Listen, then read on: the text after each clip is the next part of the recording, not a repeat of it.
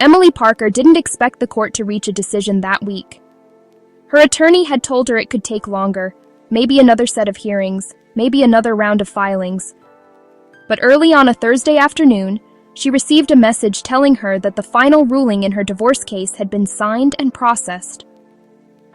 When she opened the document on her phone, she saw 3 lines that immediately reshaped the life she had been living for more than a decade. Her husband, Mark Parker, had been awarded primary custody of their 3 children. He would keep the house she had spent years paying for, and she would be responsible for support payments that began the following month. 95% of viewers aren't subscribed. Subscribing is free, takes seconds, and makes a real impact. Click subscribe and be part of the growth. Please turn on the bell for more updates. Emily stayed in her car for several minutes, going over the main points again. There was no way to change anything at that moment. The order had already been filed. The only thing she could do was start moving through the list of tasks that came next. Her attorney sent a second message asking if she wanted to come in to review the paperwork in person, but she didn't respond. Instead, she put her phone down and drove out of the courthouse parking lot, not toward her temporary apartment, but toward the home of her sister, Sarah Nolan. Sarah lived in a suburban neighborhood on the west side of town. Her house was easy to find, and Emily had been there many times over the years. When Emily pulled into the driveway, she saw Sarah's car and the truck belonging to Sarah's husband, David Nolan. She walked to the front door and knocked. Sarah opened it and stepped aside to let her in. David was in the living room with their 2 kids. Sarah told him she needed a little time alone with Emily, and David understood immediately. He asked his kids to get their shoes and grab a few things, and he took them out to run errands.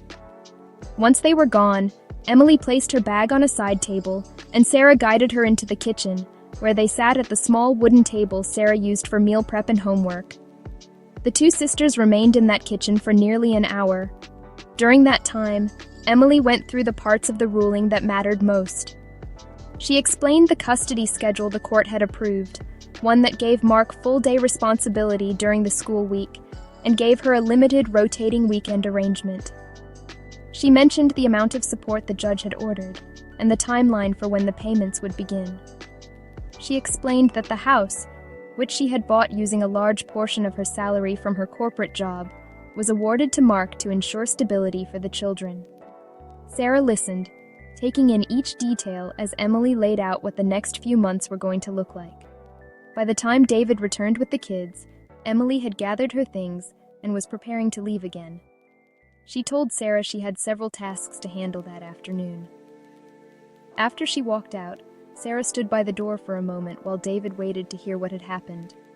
When the door closed, Sarah walked him through each part of the ruling as she understood it. David didn't interrupt much. When she finished explaining, he made one brief comment about how the court had probably based its decision on the daily routines the family had lived with for years. He pointed out that Mark worked from home and handled most of the kids' schedules, while Emily's job required her to travel and often kept her out of state. Sarah disagreed immediately.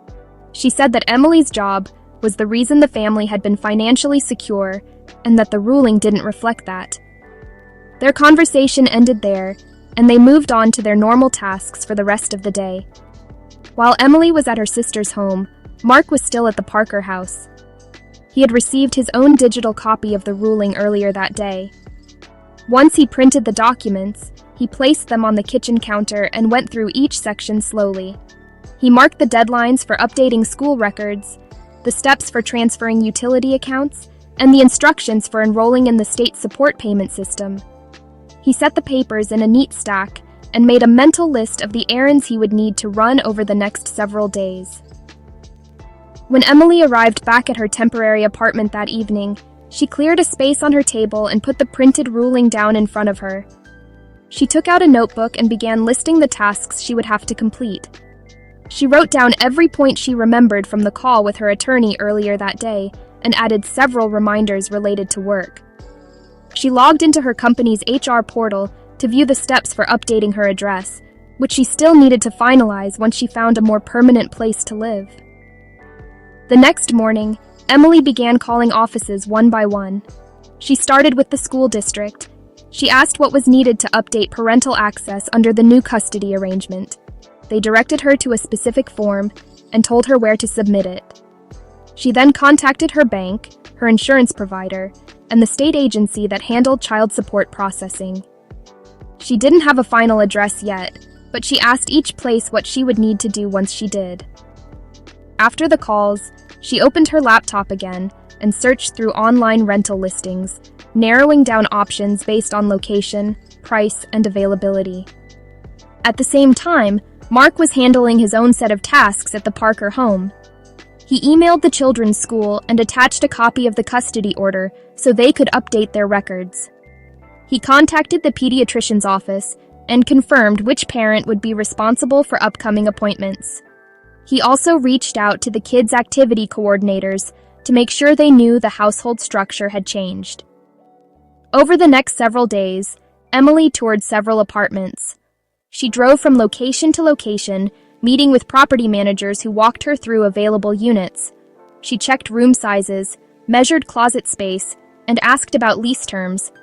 She took notes on each place so she could compare them later. After visiting 3 locations in one day, she returned to her rental and separated the options into 2 groups, those that worked with her schedule and the children's visitation times, and those that didn't. Meanwhile, Mark continued updating documents at home. He logged into insurance portals, updated billing preferences, and confirmed that his automatic payments for utilities were scheduled correctly.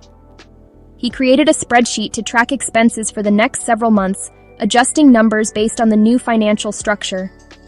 By the end of the week, Emily chose 2 properties she considered the strongest options.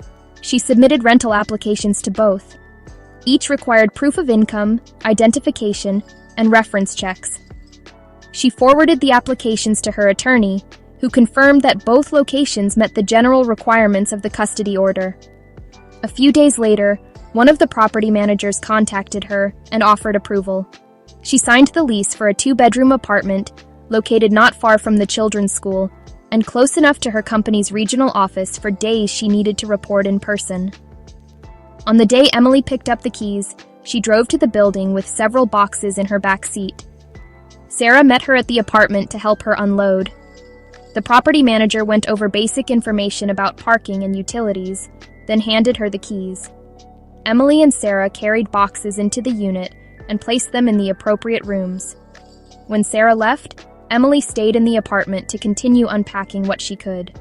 During that period, Mark kept the children on their routine schedule at the Parker home. He handled school mornings, after-school tasks, and his remote workload. He went through the support document again and made sure he understood the timeline for upcoming payments and account transfers.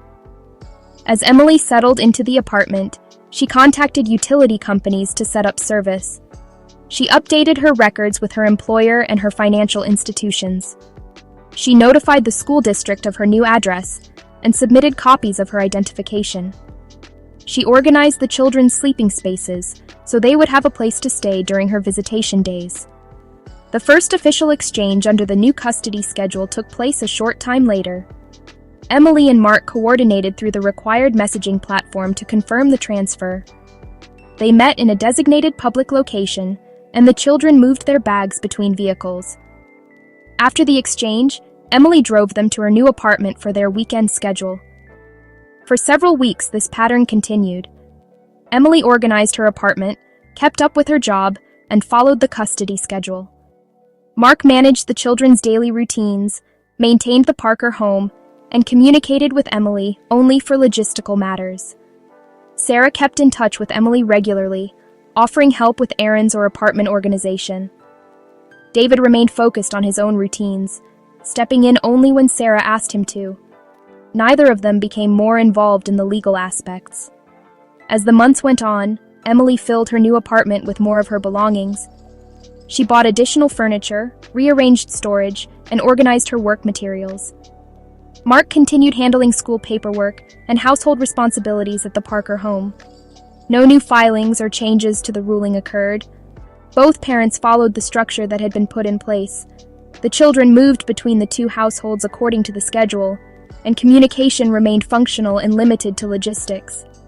Emily kept adjusting her apartment, planning her work travel, and arranging her schedule around the custody calendar. And that was how things continued. Thanks for watching Story Frame. Don't forget to like, subscribe, and turn on the bell for more updates. See you in the next video.